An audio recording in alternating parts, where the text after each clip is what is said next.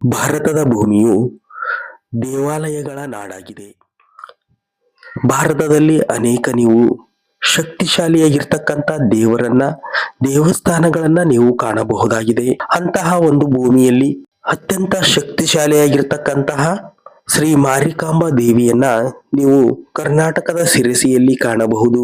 ಭಾರತದ ಕೆಲವು ಶಕ್ತಿಶಾಲಿ ಶಕ್ತಿಪೀಠಗಳಲ್ಲಿ ಈ ಒಂದು ಸಿರಸಿಯ ಮಾರಿಕಾಂಬಾ ದೇವಿಯ ದೇವಸ್ಥಾನವು ಒಂದು. ಸಿರಸಿಯ ಮಾರಿಕಾಂಬಾ ದೇವಿಯು ಈ ಒಂದು ಜಾಗದಲ್ಲಿ ನೆಲೆ ನಿಂತಿದ್ದೇ ಒಂದು ರೋಚಕವಾಗಿದೆ. ಶ್ರೀದೇವಿಯು ಈ ಒಂದು ಸ್ಥಾನದಲ್ಲಿ ಬಂದು ನೆಲೆ ನಿಂತು ಭಕ್ತರ ಇಷ್ಟಾರ್ಥಗಳನ್ನ ನೆರವೇರಿಸುತ್ತಾ, ಭಕ್ತರ ಕೋರಿಕೆಗಳನ್ನ ನೆರವೇರಿಸುತ್ತಾ ಈ ಒಂದು ಜಾಗದಲ್ಲಿ ಎಂದಿಗೂ ಕೂಡ ನೆಲೆ ನಿಂತಿದ್ದಾಳೆ.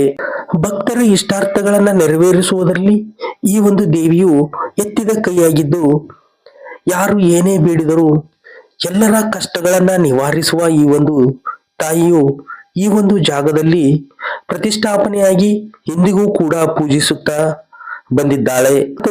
ಕೆಲವು ಶಕ್ತಿಪೀಠಗಳಲ್ಲಿ ಕರ್ನಾಟಕದ ಈ ಸಿರಸಿಯ ಮಾರಿಕಾಂಬಾ ದೇವಿ ದೇವಸ್ಥಾನವು ಅತ್ಯಂತ ಸುಂದರವಾದ ಮತ್ತು ಈ ದೇವಿಯು ಕೂಡ ಕಟ್ಟಿಗೆಯ ಮೂರ್ತಿಯಾಗಿದ್ದು ಇಂದಿಗೂ ಕೂಡ ಯಾವುದೇ ರೀತಿಯ ಹಾಳಾಗದೆ ಈ ಒಂದು ದೇವಸ್ಥಾನದಲ್ಲಿ ನೀವು ಕಾಣಬಹುದಾಗಿದೆ.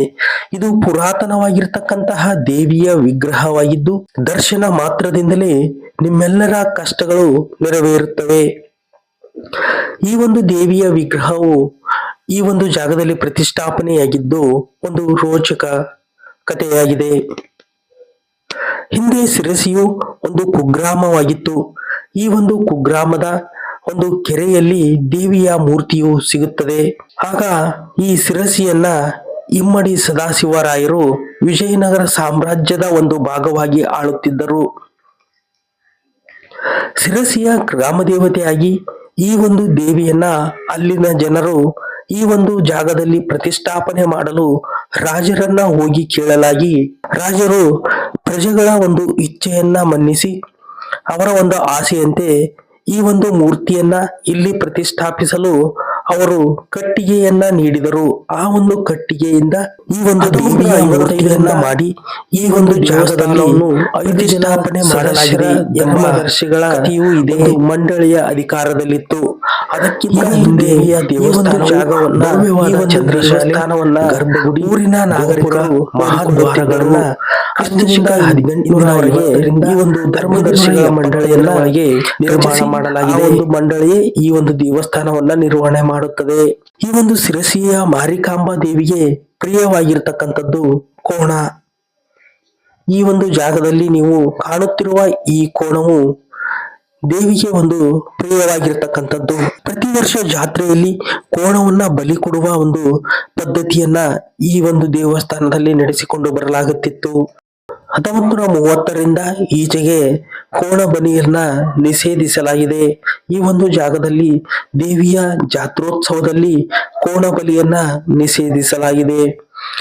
ಅಂದಿನಿಂದ ಇಂದಿನವರೆಗೂ ಇಲ್ಲಿ ಕೋಣ ಬಲಿಯನ್ನ ನೀಡಲಾಗುವುದಿಲ್ಲ. ಆದರೆ ಈ ಒಂದು ಜಾಗದಲ್ಲಿ ಈ ಒಂದು ದೇವಿಗೆ ಪ್ರಿಯವಾಗಿರ್ತಕ್ಕಂತಹ ಈ ಕೋಣವನ್ನು ಸಹ ಪೂಜಿಸಲಾಗುತ್ತದೆ.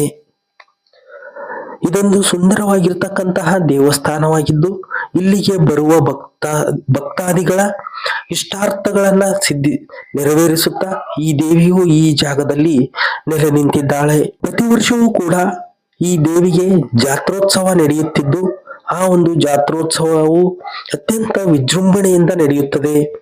ಸಿರಸಿಯ ಮಾರಿಕಾಂಬಾ ದೇವಿಯ ಜಾತ್ರೆಯು ರಾಜ್ಯದಲ್ಲಿಯೇ ಪ್ರಸಿದ್ಧವಾಗಿರತಕ್ಕಂತಹ ಜಾತ್ರೆಯಾಗಿದೆ. ಸಿರಸಿಯ ಈ ಮಾರಿಕಾಂಬಾ ದೇವಿ ದೇವಸ್ಥಾನಕ್ಕೆ ಹಾವೇರಿಯಿಂದ ಬಸ್ಸುಗಳ ವ್ಯವಸ್ಥೆ ಇರುತ್ತದೆ. ಹಾಗೆಯೇ ರಾಜ್ಯದ ವಿವಿಧ ಭಾಗಗಳಿಂದಲೂ ಕೂಡ ಬಸ್ಸುಗಳ ವ್ಯವಸ್ಥೆಯು ಇರುತ್ತದೆ. ಸಿರಸಿಯ ಮಾರಿಕಾಂಬಾ ದೇವಿಯ ಜಾತ್ರೋತ್ಸವವು ವರ್ಷಕ್ಕೊಮ್ಮೆ ನಡೆಯುತ್ತದೆ.